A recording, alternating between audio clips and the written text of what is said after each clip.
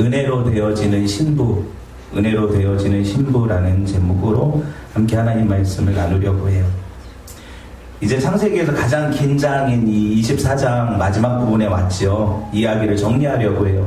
지난 2시간에 걸쳐서 제가 이 본문에 나타난 이삭의 신부를 찾는 이야기, 그죠? 이 이야기를 뭐라고 했습니까? 그리스도와 교회의 이야기라고 이야기를 했어요. 그죠? 하나님 아버지는 창세전에 이미 예선하신 신부인 교회들, 그 아들 예수 그리스도의 신부인 교회들을 찾으라고 성령을 보내시죠.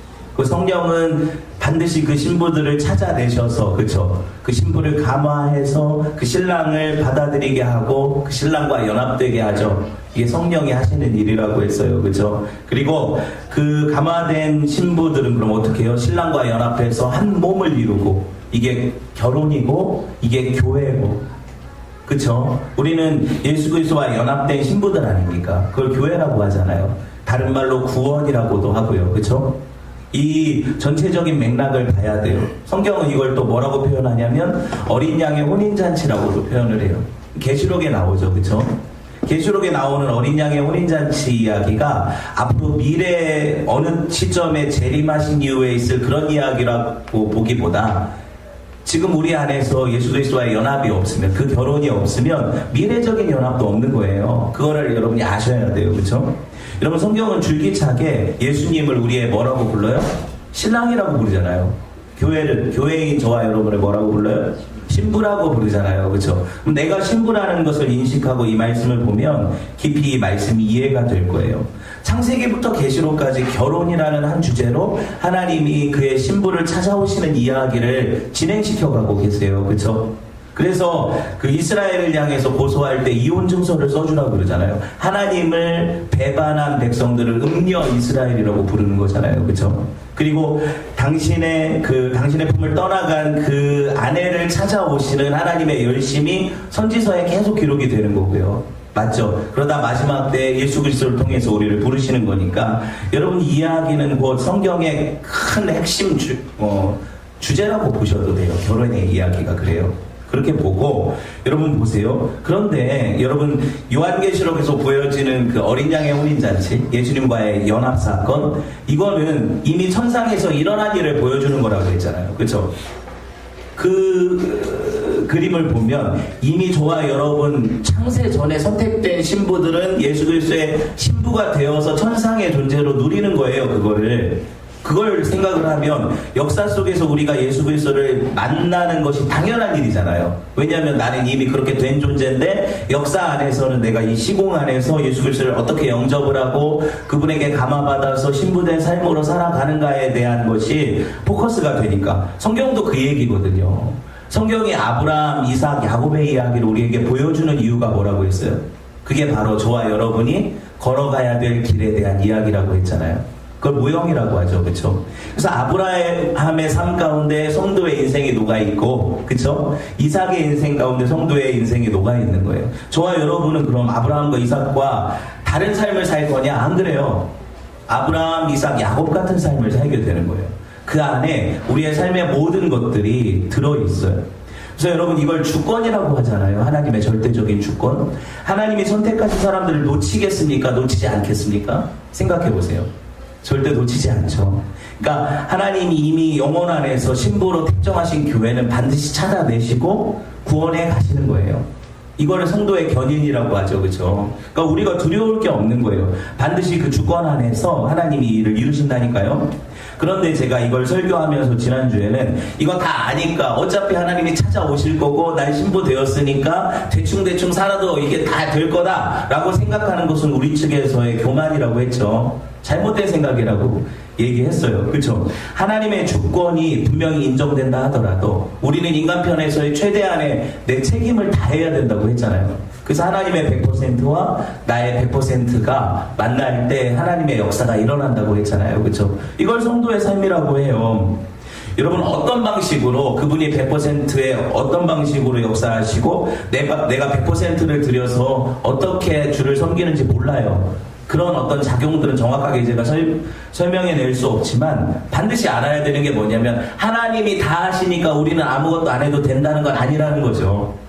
이것만 알면 돼요. 뭐 더 이상 뭐가 필요하겠어요. 그러니까 구원파들은 그렇게 얘기하잖아요. 구원받았으니까 끝이다 그러고 어떻게 살든지 상관없다 그러지만 우리는 책임 있는 인생을 살아가야 된다고 얘기하잖아요. 성경이 계속 이걸 얘기를 하잖아요. 그렇죠? 그렇지 않다면 굳이 이 땅의 삶이 뭐가 필요하겠어요? 왜 이 땅에 보내서 그런 삶을 겪게 하시겠어요? 그리고 그 자녀됨을 나타내라고 하시겠어요? 그렇죠? 그럴 이유가 없잖아요. 그런 방법들로 하나님이 당신의 영광을 취하시고 우리는 그분을 영화롭게 해드리는 삶을 살도록 부름받은 거예요. 그러니까 성도가 그 일을 해야 된다는 거죠. 그런데 제가 이 이야기를 하다가 강조를 하면 이 부분을 성도의 어떤 최선을 다하는 섬김의 삶이나 헌신을 강조를 하면 자꾸 빠져드는 오류가 뭐냐면 성도들이 자꾸 율법주의적인 신앙으로 돌아선다는 거예요. 그게 문제라는 거죠. 죄인들은요, 이 마음에 우리의 열심을 강조하기 시작하면 은혜를 어느샌가 몰아내버려요. 그쵸? 그래서 하나님의 은혜로 다 되어지는 일인데 그 은혜 없이도 내가 할 수 있다라고 자꾸 착각하게 되는 거예요. 이제 저희 교회 강단에서 나가는 설교들의 대부분이 은혜를 강조하잖아요. 그쵸? 왜냐하면 은혜는 너무 쉽게 잊어버릴 수밖에 없어요. 사람이. 자기가 한 일은 기억하거든요. 다. 그죠? 내가 주를 위해서 뭘 했고 어떻게 교회를 섬겼고 이런 건 다 기억을 해요. 사람이 죄인이라 그래요. 근데 하나님이 그런 정말 무가치하고 가능성 없는 인생들은 어떻게 이끌어 가시는가는 잘 몰라요. 그걸 자꾸 얘기해주지 않으면 이거 잊어버려요. 그래서 내가 한 줄 알아요. 그러니까 그걸 인정 못 받아서 화가 나고, 그쵸? 그게 율법주의라니까요. 본성상 당연한 거예요. 왜? 우리는 죄인이잖아요. 그 죄인의 정의가 뭐예요? 하나님처럼 되고자 하는 마음이잖아요. 그게 가장 중심적인 거잖아요. 그러니까 내가 어떤 것을 하고 내 영광을 취하려는 것이 죄인들의 본성이죠. 그거를 인정하지 않고 알아주지 않으면 기분 나쁜 거예요. 왜? 내가 그런 가치가 있는 인생인데 왜 나를 그렇게 안 알아주냐는 거잖아요. 말이 돼요, 지금? 말이 잘 안 나오는 것 같아요. 혀가 꼬여서. 네. 이 옛본성, 육적인 자아가 하나님의 은혜 안에서 눌러져야 돼요.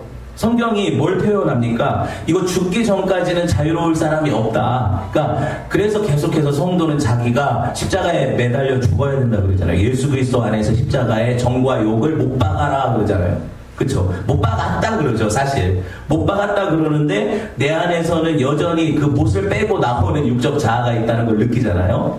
그것 때문에 우리 성도의 삶에서 그 끝이 오기 전까지는 긴장을 놔서는 안 된다는 거예요. 그렇게 보시고 여러분 좀 더 진행을 해보면 은혜가 은혜되려면 성도는 자기를 부인하는 삶이 일어나야 돼요. 내가 주를 위해서 어떤 것을 했다 이런 것들이 자기 부인이 아니잖아요. 모든 것이 하나님이 하신 일입니다. 내 안에 그리스도께서 사신 것입니다. 나는 그런 일을 내놓을 수 있는, 그런 열매를 내놓을 수 있는 그런 자격 없는 인생인데, 그쵸? 하나님이 나를 통해서 그 일을 하시고 그걸 마치 내가 한 것처럼 인정해 주시니까 그걸 은혜라고 하잖아요. 여러분 보세요. 그 계시록에 보면 그 그림이 딱 나오거든요. 24장로, 구약의 12지파, 신약의 12사도 대표하는 그 전체 성도들을 얘기하잖아요. 역사상. 이 성도들이 그 24장로가 어린 양의 보좌 앞에서 어떤 일을 해요? 알아요? 말씀 한번 볼까요? 4장 10절에서 11절 읽어봅시다. 24장로들이 보좌에 앉으신 이의 앞에 엎드려 세세토록 살아계시는 이에게 경배하고 자기의 관을 보좌 앞에 드리며 이르되 우리 주 하나님이여 영광과 존귀와 권능을 받으시는 것이 합당하오니 주께서 만물을 지으신지라 만물이 주의 뜻대로 있었고 또 지으심을 받았나이다 하더라. 여러분 보세요. 이 사람들이 자기가 썼던 면류관, 그쵸? 이걸 벗어서 올려드려요. 이게 무슨 의미일까요? 자기 자신의 자격 없음을 얘기하는 거잖아요. 그리고 하나님이 전부시라는 고백이잖아요. 내가 왕이 아니라 하나님이 왕입니다라는 고백이잖아요. 이게 천상에서 성도들이 살아가야 되는 모습이라면 현재 우리가 이렇게 되어져야 하는 게 마땅하지요. 이걸 왕되심이라고 하고 하나님 나라라고 해요. 내 인생의 주인으로 알고 내가 주인이라고 알고 살았던 인생들이 그 보좌에서 내려와서 면류관을 벗어드리면서 하나님이 주인이시니까 주님 뜻대로 나를 다스려 주십시오. 이게 성도라는 거예요. 그렇죠? 이 그림을 정확하게 보여주는데 우리는 예수 믿고 구원받았으니 끝이라고 생각하고 성도가 하나님을 향한 열심이나 그분의 어떤 은혜 안에서 자라나는 것들을 부정하면 여러분 우리가 무슨 성도예요 그게. 그렇게 생각해 볼 수 있겠죠. 여러분, 합당한 신부의 고백이 뭐예요? 주님이 나의 전부십니다. 이 고백이거든요. 그 고백을 할 줄 아는 사람만 성도라고 성경이 불러요. 그럼 지난 시간에 교회를 상징하는 인물 리브가를 우리가 중점적으로 배웠잖아요. 그죠? 리브가의 모습이 어땠어요? 얼마나 열심히 있는 처자였어요. 그죠? 그 리브가는요, 누구보다도 히브리 족장 이삭의 아내로 적합한 인물이라고 우리가 느낄 정도예요. 엘리에셀이 한눈에 보고 저 사람이라면 충분히 이삭의 아내로서 그 히브리 민족을 다스릴 만한 그런 어머니로서 역할을 할 수 있겠다, 이렇게 느꼈잖아요. 그죠? 그 안에 보여주는 열심을 한번 생각을 해보세요. 그리고 그 헌신, 동물들까지 불쌍히 여기는 그 자비와 긍휼의 마음, 그쵸? 그런 사랑의 모습들을 보면서 여러분, 리브가 같은 신부는 정말 하나님 마음에 합당한 신부가 아닐까, 이렇게 생각을 하거든요, 우리가. 그쵸? 그렇게 봤잖아요. 그리고 제일 충격적이었던 게 뭐예요? 생판 모르는 그 사람이 언제 만났다고 자기 주인의 아들하고 결혼하자고 얘기를 하고 데리고 가려고 하는데, 부모는 딱 열흘만이라도 같이 있다가라 그러는데 10여 년을 같이 살았던 그 부모의 부탁을 냉정하게 거절을 하고 뭐라고 대답을 해요, 리브가가? 내가 가겠나이다 그러죠. 여러분, 이 고백에서 뭐가 보여졌어요? 마치 본토 친척 아비집을 떠나왔던 하나님의 부름받은 아브라함의 모습이 보여지잖아요. 그렇죠? 믿음의 아름다운 고백들이 보여요. 여러분, 이 모습을 우리가 보면서 오늘 보면 이 여인이 드디어 이삭을 만나는 장면이 이렇게 오늘 펼쳐지잖아요. 그렇죠? 한 폭의 무슨 풍경화 같아요. 이 그림 자체가. 들에서 묵상을 하는데 저기서 여인이 나타나고 남편인 걸 알아보고 얼굴을 가리고 막 되게 아름다운 그림으로 이렇게 서정적으로 표현할 수 있을 것 같아요. 그렇죠? 그런데 여러분, 그렇게만 보면 안 된다고 그랬죠. 예, 이거를 사람들이 결혼 예비학교 책에서 제일 많이 인용하는 본문이거든요, 이게. 근데 우리 결혼을 이런 식으로 그 인도받으라고 쓴 성경이 아니거든요, 이게. 사람들 결혼에 대한 이야기가 아니에요. 제가 뭐라고 계속 강조를 해요? 그리스도와 신부된 교회 이야기라고 하잖아요. 그렇죠? 그러니까 우리가 그렇게 적용하면 안 되는 이야기예요. 여러분 보세요. 성경이 한 구절이라도 허투루 보면은 이게 되게 위험해요. 그렇죠. 제가 성경을 여러분들한테 보는 방식을 좀 설명을 해드려야 될 것 같아요. 여러분 잘 기억을 하면서 들으세요. 이게 생명에 관계된 일이기 때문에 그렇죠. 그냥 읽을 수 있는 책이 아니라는 거예요. 그렇죠? 우리가 웹툰을 보거나 아니면 드라마 같은 거를 보면 어때요? 얼마나 꼼꼼하게 봐요? 그것들을 보는 게 나쁘다는 얘기가 아니에요. 제가 얘기하는 거는 성경을 볼 때 그 정도 열심으로만 봐도 우리가 성경을 많이 이해할 수 있을 거라는 거예요. 가령 보세요. 여러분 대부분 내가 좋아하는 최애 드라마 아니면 웹툰 이런 건 줄거리를 내가 알아요, 몰라요? 꿰고 있죠. 등장인물도 다 알고 그가 좋아하는 것들도 알고 어떤 인상 깊은 장면에서는 뭐예요? 대사도 다 외우고, 그죠? 근데 성경은 암송도 못해요.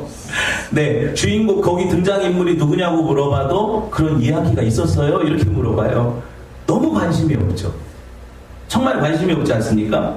우리는요, 주인공들의 심경의 변화를 읽으면서 마치 내가 그 사람이 된 것처럼 그 드라마나 그 웹툰에 몰입을 해서 앞으로 전개될 일까지도 예상을 하고 이게 어그러지면 화가 나고 막 이렇게 몰입해서 보거든요. 맞잖아요, 제가 얘기하는 게. 성경을 볼 때는 자요.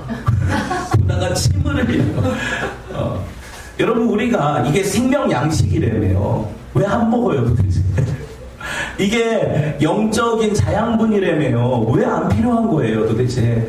저는 여러분들한테 좀 이런 이야기를 하고 싶어요. 약간 잔소리 같지만 작은 실말이나 복선도 이렇게 곱씹어보다가 앞으로 이렇게 전개될 거야 하고 자기가 작가가 된 것처럼 스토리보드를 내놓는 대단한 사람들이 성경은요, 계속 얘기를 해줘도 또 기억을 못해요. 정말 이해가 안 돼요. 그래서 여러분들한테 좀 싫은 소리를 하는 거예요. 성경을 한번 그렇게 읽어보세요. 정말 이 성경이 내게 생명을 주는 양식이니까, 그쵸? 적어도 스토리를 알아야죠? 스토리만이에요. 그 등장인물의 심경 변화도 볼 수 있어야죠, 그쵸? 하나님이 이 일을 어떻게 진행시킬까에 대한 그 기대를 가져야죠, 그쵸? 그렇게 보면 성경이 재밌거든요. 제가 그렇게 보고 있잖아요. 여러분도 그러면은 그걸 한번 따라서 보시는 게 중요해요. 여러분 보세요. 뭘 했는지도 모르는데 그 행동의 의미를 어떻게 알겠어요? 그죠? 영적 의미는 내가 찾아 먹지를 못해요. 그러니까 문제라는 거예요. 말이나 되냐고요, 이게. 오늘 좀 이거를 집중해서 얘기하려고 해요. 제가 밥상을 주일마다 이렇게 한 번씩 차려주고 한 주간에 그 한 끼를 먹고 살 수 있을 거라고 생각하니까 문제라고요. 그쵸? 제가 만약에 MSG 같은 거 잔뜩 부어 넣어서 입맛만 좋게 해서 여러분들 먹이면 여러분들이 그걸 먹고 건강하다 난 잘 먹었다 배부르다 하고 한 주를 살 텐데 그게 살겠어요? 죽는 거예요, 그게. 한 주 지나면 한 주 죽는 거예요. 내가 말라 비틀어지는 거죠, 영적으로. 그렇게 보시면 여러분 성경을 사모하라는 잔소리가 그죠? 필요하지 않아요? 고독한 미식가 이런 거 좀 보세요. 내가 하나님의 말씀을 얼마나 그렇게 뭐 먹을 거 찾아다니듯이 그리고 음미하듯이 그렇게 먹는가. 이게 양식이니까, 생명이니까, 그렇죠? 중요한 부분이라고 생각을 해요. 여러분, 사골이 우릴수록 맛이 깊죠. 말씀도 그래요. 정말 그래요. 우리가 표면적인 의미만 보면 안 돼요. 그 안에서 하나님 주시는 영적인 의미가 나와야 그때부터 그게 자양분인 거예요. 그거를 제가 오늘 본문을 가지고 설명을 해드릴게요. 왜 그런 건지, 어떻게 봐야 되는지, 이거 여러분이 보시면 큐티라든가 설교 준비를 할 수 있어요. 한번 들어보세요. 오늘 61절 한번 봅시다. 이거 한번 읽어볼게요. 같이 시작. 리브가가 일어나 여자 종들과 함께 낙타를 타고 그 사람을 따라가니 그 종이 리브가를 데리고 가니라. 자, 이 한 구절 읽었어요. 한번 큐티 해보세요. 이 한 구절 가지고 여러분이 어떤 이야기를 이끌어낼 수 있어요? 하나님이 어떤 영적 양식을 주세요, 지금? 맞춰보세요. 얘기를 해보세요. 표피적으로 관찰을 한번 해볼까요? 어떤 얘기예요? 리브가가 드디어 엘리에셀을 따라서 이삭에게 가는 이야기죠. 그냥 표피적으로 보면. 가다 보니까 집안에서 좀 잘 살았는지 부리던 종들도, 여종들도 좀 데리고 가죠. 그죠? 낙타 타고 가니까 편하겠네, 뭐 이런 게 보이겠죠. 그죠? 관찰하는 거예요, 그냥. 근데 이런 관찰을 했다고 해서 내게 양식이 돼요? 아, 우리도 낙타를 타고 가자. 이삭을 찾으러 가자. 뭐 이런 거예요? 무슨 말을 하는지 아시겠어요? 이게 그럼 나한테 어떻게 양식이 되어야 되는가를 제가 보여주려고 하는 거예요. 잘 들어보세요. 여러분, 그냥 관찰, 개연성 있고 정확한 관찰만으로 양식이 되지 않아요. 성경은 영적인 의미들을 찾아내야 비로소 그게 내가 씹을 양식이 되는 거예요. 그쵸? 그럼 이 말씀을 보면 뭐가 보여요? 앞에 타고 가는 앞사람 뒤통수가 보여요? 낙타 이렇게 가니까 뭐가 보여요? 저는 이 구절을 보자마자 선명하게 보이는 게 성령의 인도하심이에요. 왜? 엘리에셀이 성령을 상징한다고 제가 누차 설명을 드렸잖아요. 성령이 그 신랑에게로 그 신부를 인도해 가잖아요. 그쵸? 한 번도 가보지 않은 길을 틀림없이 찾아가는데 신부는 자기가 몰라도 성령을 따라가면 갈 수 있는 거잖아요. 그쵸? 보여요? 무슨 말을 하는지 아시겠어요? 여러분, 여기 이 표현을 그대로 한번 제가 써볼까요? 본문의 표현대로 보면 리브가는 모든 것을 내어 맡기고 믿음으로 그를 따라간다고 되어 있죠. 그쵸? 따라가고 엘리에셀은 그녀를 지금 그 남편에게로 데리고 가죠. 본문 표현을 제가 그대로 인용해서 쓰면, 그쵸? 우리는 성령의 인도를 따라가면 되고 성령은 우리를 남편 예수 그리스도께로 데리고 가시잖아요. 그쵸? 뭘 보는지 아시겠어요? 지금 뭐가 영적인 양식인지 아시겠어요? 성경을 보는 걸 제가 가르쳐 드리는 거예요. 그리고 여러분들이 좀 이렇게 씹어 먹었으면 좋겠어요, 성경을. 그쵸? 저 되게 표피적인 것들만 가지고 성경을 보면 어떻게 되냐면 그게 말도 안 되는 적용으로 나타나거든요. 그래서 성경을 계속 들어야 돼요, 말씀을. 그리고 그 줄기를 가지고 전체 성경의 문맥에서 어긋나지 않은 그럴 만한 어떤 그 해석으로 적용해 가야 돼요. 그쵸? 한번 더 봅시다. 지금까지 공부한 거니까 얼마든지 우리가 이걸 추론해 볼 수 있잖아요. 그죠? 설교를 만들자면 성경을 따라가는 신부의 삶. 이게 제목이 되겠지. 한 구절 가지고 설교를 한다면. 그죠? 그리고 어떤, 적용을 할 수가 있을까요? 설교를 만든다면. 여러분, 이 길에 실패가 있겠습니까? 없지요. 여러분, 성령이 우리를 남편 되신 그리스도에게로 능히 데려가지 못하겠어요? 데려가시겠지요. 여러분, 힘들고 지쳐서 나는 포기하고 싶을 때 그분은 나를 마치 낙타 등에 얹어서 가듯이 나를 안고 업고 가시는 분이시잖아요. 그렇죠? 나는 갈 바를 알지 못하고 가지만 그분은 방향을 알고 계세요. 얼마든지 설교가 나오겠죠, 그렇죠? 또 뭐가 돼요? 비록 그 길이 멀고 험해도 반드시 내 남편 계신 예수님과 그 아버지 되신 하나님의 영원한 집까지 나를 인도해 가실 거잖아요. 그러니까 천국에 대한 소망까지 볼 수 있잖아요, 이 한 구절로. 그렇지 않아요? 그러니까 여러분들이 성경을 어떻게 봐야 되는지 제가 가르쳐 드리는 거예요. 이해되죠?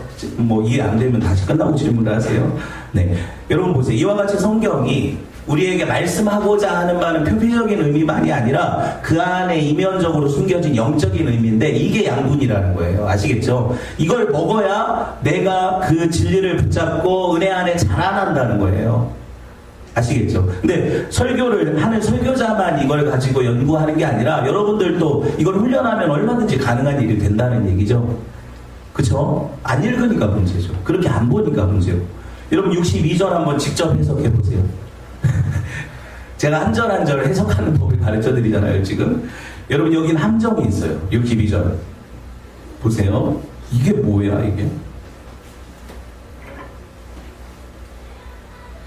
그때 이삭이 브엘라헤로이에서 왔으니 그가 네게부 지역에 거주하였습니다. 성경을 읽을 때 모르는 지명이 나오면 성경 지명 사전을 찾아보면 돼요.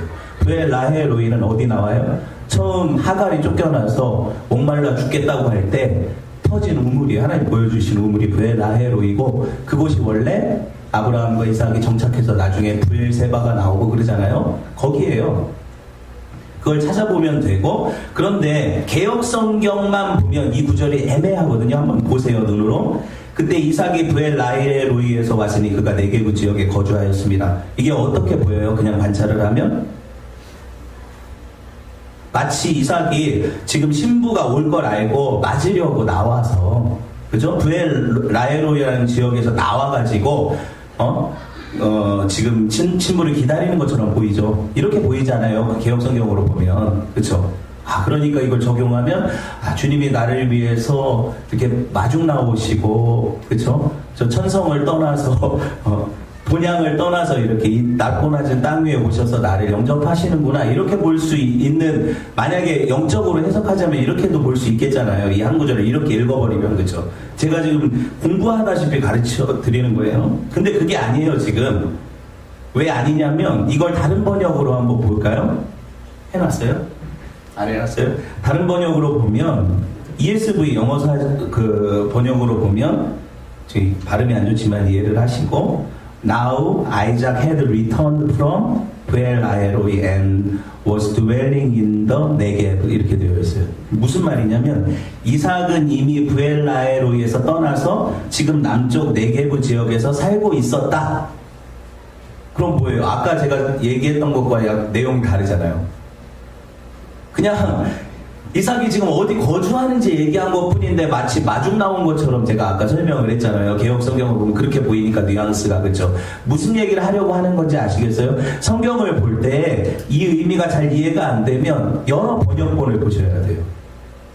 원어, 마지막에 이제 결정하는 건 원어지만 여러분이 원어를 배우지 않았잖아요. 그럼 어떻게 보셔야 돼요? 여러 번역본들이 한 가지 내용을 가지고 지지할 때 그런 그 번역이 더 맞다라고 생각하는 걸 골라보셔야 된다는 거예요. 그러니까 그렇게 살펴보면 여러분 다른 의미가 되겠죠. 지금 오히려 이 의미는 뭐예요? 브엘라헤로이도 그렇고 네게브도 그렇고 가나안 약속의 땅 안에 있다는 거잖아요. 이삭에게, 아브라함에게 하신 말씀이 뭐냐면 아브라함이 그 종을 보낼 때 내 아들 이삭을 약속의 땅에서 데리고 가지 마라. 여기 머물게 하고 신부를 데리고 와라 그러잖아요. 그렇죠? 그 말을 지켜지고 있는 거잖아요. 그것뿐이에요. 그렇게 보시면 돼요. 그러니까 그 약속 안에서 신부를 기다리고 있는 거죠. 오히려 아까 제가 신랑이 신부를 맞으러 나갔다는 해석은 오히려 63절에서 다 가능하겠죠. 63절 한번 볼까요?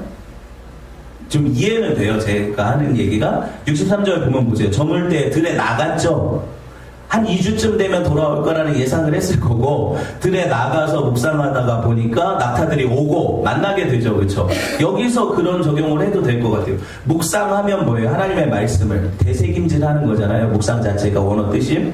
그렇죠? 그런데 이 묵상을 하는 어떤 모습을 통해서 뭘 볼 수 있냐면 이삭이 예표하는 분이 누구예요? 예수님이죠. 그분이 말씀이시고 말씀의 예표잖아요, 이삭이. 그쵸? 그러니까 말씀을 묵상하고 있다가 말씀을 가지고 계신 그분에게로 나오는 신부에게 그 신부를 맞이하는 하나님의 아들의 모습이 보여지잖아요, 이삭을 보면. 그렇게 볼 수가 있거든요. 그쵸? 그런데 이걸 또 표준세 번역으로 보면 이상해요. 왜냐면 묵상이라는 단어를 묵상으로 번역을 안 하거든요.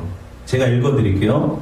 표준세 번역에는 묵상하다라는 단어가 그냥 산책하다로 나오거든요. 도대체 어떻게 해야 되는 거예요? 이런 고민을 하라는 거예요.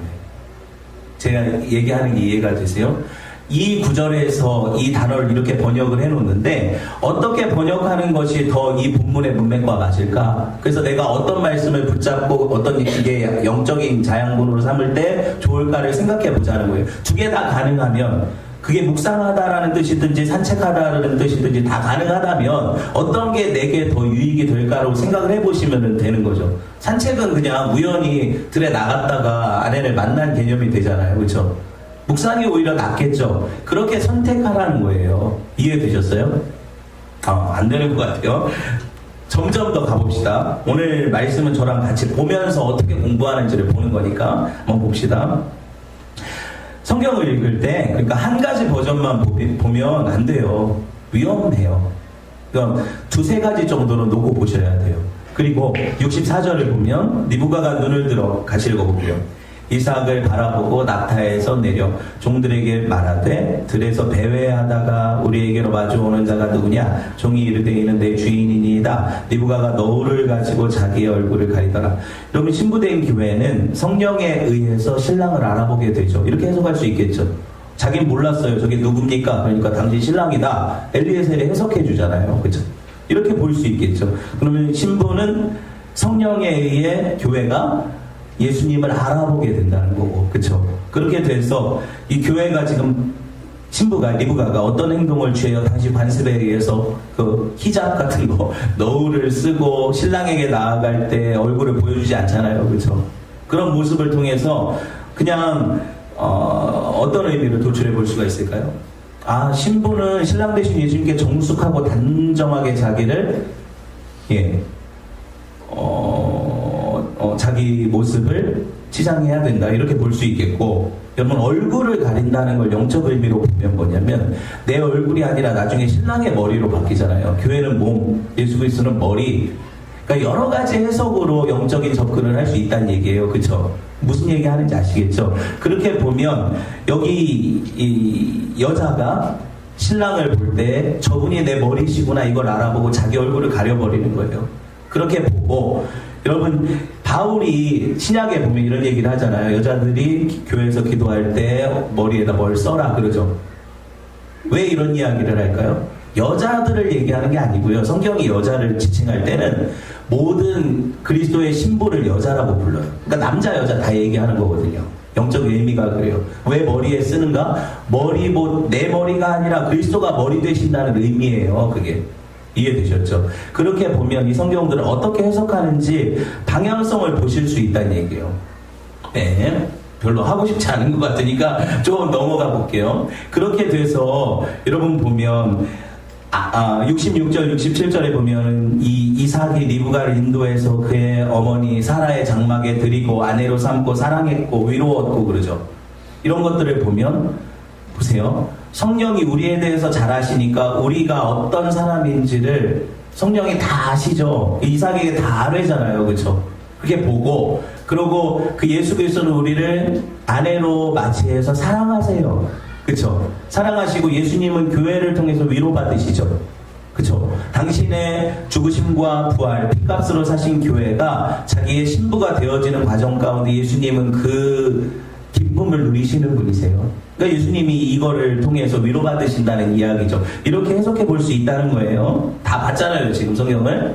거듭 강조드리지만 여러분, 이 이야기는 이미 천상에서 완결된 얘기라고 했죠. 교회는 이미 예수 그리스도의 신부로서 천상에 존재하는 사람들이에요. 그렇죠? 그런데 여러분, 이것이 그렇게 표현되어진다면 하나님 작정 안에서, 역사 안에서 일어날 때 이것이 반드시 우리 삶에서도 동일하게 일어나고 그렇게 인도받을 거라는 확증을 가질 수 있다는 거예요. 아브라함에게, 이삭에게, 야곱에게 일어났던 하나님의 그 신부 찾는 이야기는 저와 여러분에게 찾아오시는 예수 그리스도의 동일한 이야기가 되죠. 그래서 우리는 그분과 함께 연합해서 하나님의 나라의 신부로서 산다는 거죠. 그렇죠? 여러분, 이거를 다른 표현으로 하면 뜻이 하늘에서 이루어진 것 같이 땅에서도 이루어지리다, 이렇게 표현할 수 있는 거잖아요. 이게 주기도문의 세 번째 간구거든요. 여기까지만 조금 더 집중을 해서, 여러분, 여기서 뜻이 이루어집니다. 하늘에서 이루어진 것처럼 땅에서도 이루어질 겁니다. 그러면 이거 누구 뜻이에요? 누구 뜻이에요? 다 알면서 대답을 안 해요. 하나님 뜻이잖아요. 그렇죠? 하나님 뜻이 이루어질 건데요. 누구를 통해서? 우리를 통해서 이루어지잖아요. 그렇죠? 이 땅에서 반드시 일어난다는 거예요. 하늘에선 이미 아까 완료된 시제로 있다고요, 이게. 근데 이 땅에서는 저와 여러분에게 현재적으로 일어난다고요. 과거에서도 이런 일들이 있었다는 게 성경의 기록이고, 현재 우리 삶에서도 일어난다는 거, 우리가 경험하고 있는 게 신앙생활이고, 그쵸? 미래의 성도들도 이와 같은 방식으로 하나님의 신부되어 들림받을 거라는 믿음이 여기서 나오는 거잖아요. 그쵸? 이렇게 성경을 보면, 여러분, 우리 안에 하나님의 뜻이 이루어진다는 것은 결국에 하나님이 약속하신 것들은 반드시 실행되고, 이거는 놓침없이 이루어진다는 얘기니까 우리에게 뭘 줘요? 안심을 주잖아요. 그렇죠? 반드시 일어날 거니까. 내 자격 조건이 아니라 그분의 언약이니까 반드시 일어날 거잖아요. 그렇죠? 여러분, 세상에 일어나는 모든 일이 하나님 손에 있어요. 아시죠? 이거를 하나님의 전지라고 하잖아요. 다른 표현으로 하면 하나님의 작정 안에 있다는 거예요. 작정이 뭐예요? 그분의 의지대로 계획하신 거의 작정이라고 해요. 의지대로 계획하신 일이 세계 사회도 일어나고, 국가의 나라들의 흥망성쇠도 일어나고, 우리 개인 사회도 나타나죠. 교회도 마찬가지고. 그래서 그걸 경험하게 될 때 내가 돌이켜보면서 뭐라고 얘기를 해요? 하나님이 내 삶 가운데 이렇게 간섭하고 계시구나. 이게 내가 지금 이때 이런 일을 받는 것, 당하는 것이 하나님의 계획 안에 있었구나. 이걸 인정하는 걸 성도라고 하잖아요. 그렇죠? 그러면 날마다 하루하루 살아가는데 내가 모르는 일이 일어나도 그게 두렵지 않고, 그게 나를 당황하게 해서 믿음이 떨어지게 하는 게 아니라는 거예요. 왜냐하면 이 모든 것들이 누구의 계획 안에 있는 거니까, 하나님의 계획 안에 있는 거니까 이걸 믿는 거잖아요. 그럼 내가 당황할 필요가 없어요. 그분이 계획하셨으니까 이걸 반드시 이루실 거예요. 어떤 뜻이 계신 거고, 그렇죠? 그럼 우리가 그 일을 당할 때 가져야 되는 마음은 뭐예요? 이 안에서 하나님의 뜻을 발견하는 거죠. 그게 성도의 신앙생활인 거예요. 왜 사는지 아시겠어요? 여러분, 내가 왜 사냐고 물으면 그냥 웃지요 이러면 안 돼요. 왜 사냐고 물어보면 나도 진짜 왜 사는지 모르겠다고, 그냥 태어났으니까 사는 거지 힘들어 죽겠다고, 이건 성도가 아니에요. 삶의 고난이 당연히 있죠. 광야래네요. 아까 광야를 지나며 그랬잖아요. 어렵죠. 아프죠. 슬픔이 있고 눈물이 있죠. 근데 그 안에서 성도는 하나님의 뜻을 발견해 나가는 거예요. 나를 향한 하나님의 뜻이 반드시 분명히 있는데 내가 참 무지해서 이걸 모르는구나. 내가 깨닫게 하실 때까지는 이 광야에서 벌어지는 일들이 내가 깨닫기 전에는 멈추지 않을 거구나. 이걸 깨닫게 되면 끝이냐? 아니죠. 또 다른 것들이 있겠죠. 그러면서 잘하는 거구나, 내가. 신앙이. 그쵸? 그러다 보면 어떻게 해요? 훅 가잖아요. 제가 어제도 이런 이야기를 했는데, 여러분 보세요. 여기 이상 집사님 그 팔팔하고 젊은 때 봤어요. 막 잘 뛰어다니고 이럴 때. 지금 잘 뛰지도 못하죠. 무슨 얘기를 하는 거냐면, 우리 인생이 이렇게 확 가요, 금방. 근데 하나님 앞에 천년만년 안 갈 것처럼 사는 게 문제예요. 그쵸? 금방 간다니까요. 제가 저를 봐도 그래요. 하나님 앞에 갈 날이 얼마 안 남았어요. 그렇게 생각을 해보세요. 뭐 인생 가운데 어떤 게 목적이 돼야 돼요? 나를 보내신 이유와 뜻을 발견해내고 그분의 뜻을 이루어드리는 삶이 성도의 삶이라는 걸 알았으니까 그렇게 살자 하는 노력이 내 방향성이 돼서 그렇게 가는 거잖아요. 성도는 뭐 여기서 일희일비할 그런 시간조차 없는 것 같아요. 좀 지나다 보면. 그쵸? 여러분, 그렇게 생각을 해보세요. 내가 정말 이 땅이 전부가 아니라고 생각하고 사는가? 저 천국 본향이 내가 영원히 살 것이라는 그 믿음이 내 안에 있어서 그게 목적지가 돼서 이 땅은 잠시 여행하는 데니까 여기 모든 것들이 내 목숨 걸 것이 아니라는 것을 내가 인정하고 사는가. 그래서 그것이 좀 없어져도 그게 그렇게 서운하지 않고 괜찮고 견딜만하고, 그쵸? 정말 그게 성도잖아요.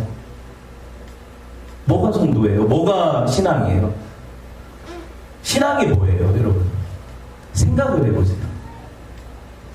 여러분, 우리 삶이 하나님 손에 있기 때문에요. 우리는 우리 자식을 봐도 내가 내 자식을 잘 못되게 그렇게 키우는 엄마 아빠가 없어요. 무지해서 못해서 그렇지 정말 잘 되게 하려고 키우잖아요. 공급할 수 있으면 내가 최선을 다해서 공급하는 거고, 가르칠 거 있으면 가르치고, 그렇죠? 근데 여러분도 그렇게 하는데 우리 하나님이 자기 자녀들을 대충 그냥 키워, 키우다가 이게 말 안 들으면 버려, 이러신 분이냐고요.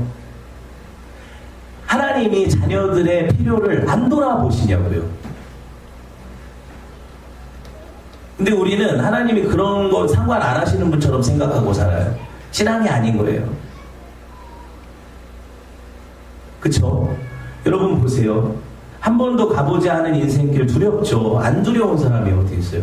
그런데 여러분, 그 두려움을 내어 쫓는 게 뭐라고 해요? 요한일서에 보면 온전한 사랑이라고 그러잖아요. 온전한 사랑이 두려움을 내어 쫓는다. 무슨 사랑인데요? 하나님이 나를 사랑하시는 그 사랑. 그거 알면 안 무서워요. 지금 당장 내가 뭐 사업이 안 되고 누가 병이 나고 우리 집에 어려움이 생겨도 그거 지나가거든요. 나는 뭐만 붙잡으면 돼요. 그분이 나를 사랑하신다는 그것만 알면 돼요. 그럼 넉넉히 이기는이라 그러잖아요. 근데 내가 넉넉히 못 이기는 건 내가 그분의 사랑을 의심하는 거잖아요. 이길 수 있어요. 넉넉히 이길 수 있어요. 뭐가 그렇게 힘든데요? 죽는 것만큼 힘든 거 없잖아요. 그죠? 근데 다 살아있어요. 여러분 그래도 자살하는 사람들보다 더 어떻게 보면 열심히 사는 사람들이에요. 가장, 그죠? 하나님께서 우리를 그렇게 죽이시지 않아요. 그렇게 하지 않으세요. 리브가가 이삭에 대한, 남편에 대한, 예수 그리스도에 대한 이야기를 듣고 자기 모든 것들을 포기하고 나서게 되죠. 그때부터 리브가는 자기 부모, 육신의 부모가 공급하는 이 땅의 것들로 사는 사람이 아니에요. 누가 공급하시는 걸로 사는 거예요? 오직 남편 되신 예수님, 그리고 신아버지라고 표현해도 되나? 우리 하나님, 아버지 되신 하나님, 아버지의 그 은혜로 사는 인생이에요. 그쵸? 그게 저와 여러분이 가는 길이라고요. 그러니까 그 은혜 안에 있으면 내가 하나님이 내 인생을 망하게 하지 않을 거라는 분명한 확신과 믿음 안에서 담대하게 갈 수 있는 거예요. 그쵸? 따라 나서는 거죠. 지금 근데 목사님 그렇게 얘기하시지만 목사님이 지금 내 상황에 처해 있으면 그렇게 쉽게 말씀을 못할 것 같아요. 뭐 여러분 각자 당하는 일들이 다르고 상황이 다르니까 제가 함부로 말하지는 않겠지만 오늘 어떤 인생에게 어려움이 오겠습니까? 어떤 인생이 그렇게 나는 정말 세상이 너무 좋아, 너무 편해, 내 마음대로 다 돼, 그런 인생 어디 있어요? 없어요. 없죠. 다만 하나님의 선하심을 믿는 거예요. 그래서 신명기 말씀에 보면은요, 내 삶에 어떤 일이 닥쳤는데 내가 몰라요? 뭐라고 고백을 하냐면 신명기 29장 29절에 읽어봅시다. 오묘한 일은 여호와께 속하였거니와 나타난 일은 영구히 우리와 우리 자신에게 속했나니 이는 우리로 율법의 모든 말씀을 행하게 하심이라. 무슨 말인지 모르겠죠? 여러분, 내가 알지 못하는 어떤 비밀한 일들이 일어날 때 이거 하나님께 속해, 하나님 아신다는 거예요. 근데 나타난 일들을 통해서 우리는 그 현상만 본다는 거예요. 나타난 일은 우리한테 속해서 무슨 일이 일어났네, 이거 큰일 났네, 이걸 어떻게 막지? 이건 내 몫이죠. 내가 그렇게 걱정하죠. 그런데 뭐예요? 그럼에도 불구하고 네가 보지 못하는 오묘하신 하나님의 섭리를 깨달으면 내가 어디로 돌아간다는 거예요? 율법의 말씀으로 돌아간다는 거예요. 하나님 말씀으로 위로받고 그 안에서 하나님이 내 앞에 일어난 일들을 풀어가시는 것들, 내가 알지 못하는 방법으로 일하시는 것들을 깨닫게 돼요. 그게 말씀 안에 적혀 있거든요. 그 말씀이 우리를 비추는 길이고 등불이잖아요. 그렇게 인도받는 거예요. 그게 성도의 삶이라는 거예요. 여러분, 모험으로 사는 인생이에요. 누가 가봤어요? 안 가봤잖아요. 그렇죠? 당장 내일을 모르는 게 우리인데 미래 10년을 위한 계획하지 말고요. 오늘 하루 어떻게 주 안에서 내가 신부의 삶을 살아갈까 이 고민하면 돼요. 그러면 하루 지나고 그 1년이 지나고 주 앞에 가게 될 거예요. 얼마 안 돼요. 금방 가요. 제가 좀 젊어서 한이에요. 제가 나이 많아서 이 얘기를 하면 금방 알아들을 텐데, 아, 그렇죠. 목사님 곧 가시겠네요. 뭐 이럴 텐데, 제가 젊으니까 여러분들이 아직 먼 것 같은데 왜 저렇게 얘기를 하지? 이렇게 생각할 수도 있겠지만, 저는 그렇게 느끼거든요, 진짜. 너무 빨리 지나가요. 삶이. 주님의 뜻이 이루어지면 돼요. 그게 다잖아요. 하늘에서 이루어진 것이 땅에서도 이루어지고 그게 우리 삶이고 그게 이루어지는 것을 보면서 내가 못 깨달을 때라도 그분을 신뢰하고 그게 오묘한 일이니까 하나님 말씀을 붙잡고 내 안에 나타난 일 때문에 기죽지 말고 믿음으로 그 길 따라가다 보면 결국에 하나님이 나를 어떻게 정금같이 나가게 하실지를 보게 하실 거니까 그걸 믿음이라고 하죠. 성도는 그거 하나예요. 여러분 우리가 로봇입니까? 그냥 프로그래밍 된 대로 살면 얼마나 편해요. 근데 우린 그런 거 아니잖아요. 그렇죠? 하나님이 우리 의지를 하는 걸 주셔서 막 그렇게 선택하게 하시잖아요. 때로는 내가 하나님이 싫어하시는 거 알면서도 죄 짓죠. 하잖아요. 안 하는 것처럼 그래요. 죄 짓지만 그게 망하지 않죠. 왜? 하나님께서 그 죄를 통해서도 나를 가르치시거든요. 그죠? 그래서 선한 길이 그게 아니다 하고 나를 돌이키게 하시거든요. 그러니까 죄도 나한테 유익이라는 고백이 그래서 나오는 거예요. 죄가 더하면 어떡해요? 나는 정말 쓸모없는 인간이구나. 내 자신에 대해서 실망하게 돼요. 아, 나는 그래도 저 사람보다 나은 줄 알았는데 나도 똑같은 쓰레기구나. 나 같은 사람이 어떻게 주 앞에 갈까? 그때 복음이 들리잖아요. 그래서 내가 네 죄 때문에 온 거지 네가 의인이라고 온 게 아니다. 나를 의지해라. 그쵸? 그거 알면 돼요. 성도는 그거 배우고 가는 거고요. 세상에 잘 나가는 사람들, 뭐 대단한 사람들 부러워할 게 없는 게 아무리 잘 나가도 그냥 나가요. 이 세상 밖으로 나가게 되고 나중에 잘 나가다가 가요 그냥. 저는 스티브 잡스가 죽을 때 제일 허망했어요. 난 그 다음 애플폰을 기다리다가 이거 개발을 해놓고 간 건지 모르겠어요. 사람들이 그 사람을 기다리는 게 아니거든요. 얼마나 허무한 인생이에요. 그렇죠? 아침 안개 같아요. 아침 안개 같아요. 말씀을 맺으려고 합니다. 이게 그 하이델베르그라는 요리문답서가 있어요. 여기 이렇게 아까 제가 읽어드렸던 하늘의 뜻이 땅에서 이루어지리이다 이 고백을 어떻게 해석을 하냐면 주님의 말씀과 성령으로 우리를 다스려 주셔서 우리가 더더욱 주께 굴복하게 하시고 이렇게 해석을 해요. 아, 땅에서 이루어지는 하나님의 뜻은 결국에 성도의 순종, 그 말씀에 대한 굴복, 성령의 그 내주하심을 통해서 이루어지는 거구나. 그러니까 은혜로 되는 거구나.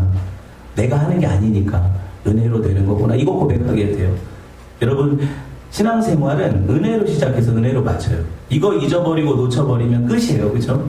그러니 여러분 우리가 나중에 하나님 앞에 내어드릴 것도 뭐예요? 결국에 하나님 주신 은혜를 보여드리는 거예요. 내 삶에는 이런 은혜가 있었습니다. 그게 면류관을 벗어서 하나님이 하신 것입니다 고백하는 거죠. 그렇게밖에 안 되는 거예요. 성도는 뭐 그렇게 할 수 있다고 생각하지 마세요. 그분의 선택에 의한 것이니 그분이 이루실 거예요. 그런 은혜가 저와 여러분 인생 가운데 있기를 주님의 이름으로 축원을 드립니다. 함께 말씀 나누었는데요. 기도합시다. 주신 은혜를 따라 하나님 그렇습니다. 주님의 뜻이 내 삶 가운데 이루어지도록 순종을 드리겠습니다. 기도합시다.